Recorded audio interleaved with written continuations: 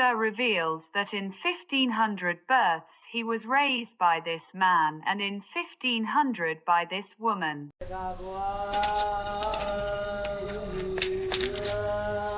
The Buddha walks with his disciples.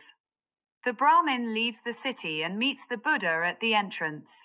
He doesn't hesitate, he runs, crying with joy. I have found you. The Brahmin kneels, clasping the Buddha's ankles. The Buddha is calm, his hand raised in blessing.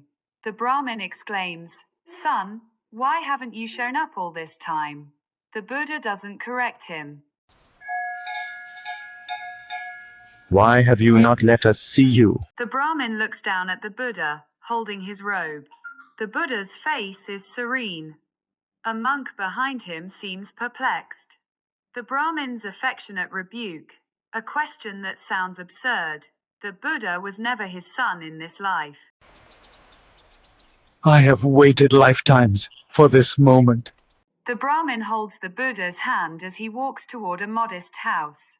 The disciples follow. Curious neighbors gather at the doors. His wife waits for him on the threshold. Why have you not let us see you? At the threshold, the old woman falls at the Buddha's feet. He bows compassionately. Behind, the dark interior is illuminated by oil lamps. The wife cries, "My son, where have you been? Isn't it the duty of children to comfort their parents in old age?"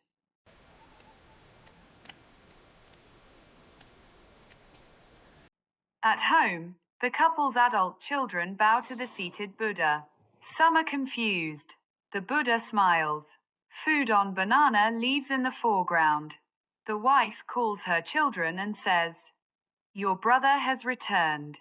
The biological children greet the Buddha as their brother. Bless this home, bless Wangwa.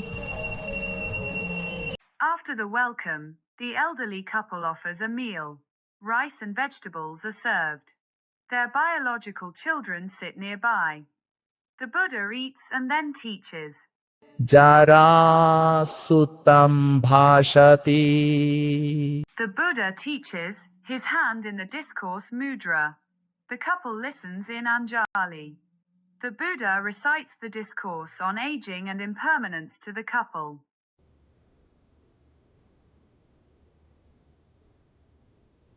The couple sits cross-legged, eyes closed, smiles serenely. A golden light emanates from their hearts. The Buddha watches with satisfaction. At the end of the discourse, both attain the second path, partial non-return. The couple sits cross-legged, eyes closed, smiles serenely. A golden light emanates from their hearts. The Buddha watches with satisfaction. At the end of the discourse, both attain the second path, partial non-return. Jara Suttam Vachami. Yatha Jara Upapajati. The Buddha walks toward the monastery in the forest. In the Hall of Truth, the monks are in animated discussion. One raises a questioning finger. The monks gather and ask themselves, how can the Buddha accept being called son by strangers when everyone knows his father is Suddhodana?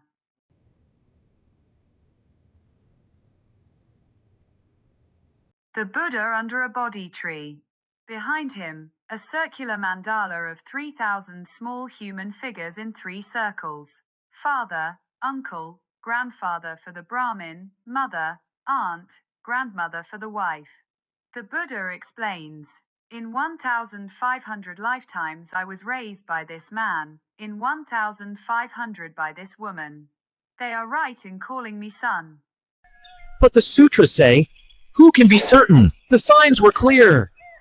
The same man in 3 poses. On the left, a young father with a child. In the center, a middle-aged uncle. On the right, an elderly grandfather offering a blessing.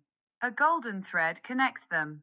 The Buddha clarifies, this man has been my father in 500 births, my uncle in 500, my grandfather in 500.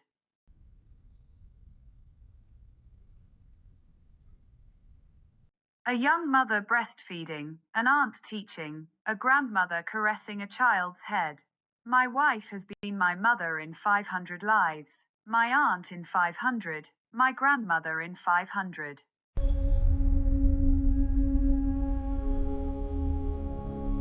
The final stanza. The man in whom your mind is at rest, with whom your heart is satisfied at first sight. In him place your trust.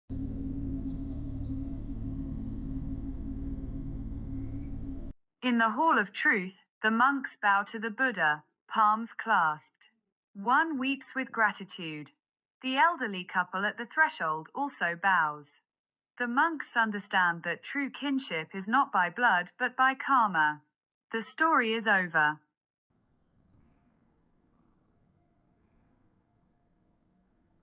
The Buddha accepts both families as true.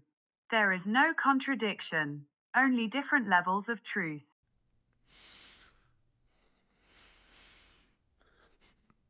The Brahmin's arms around the Buddha's ankles become a circle of light, from which a lotus blossoms.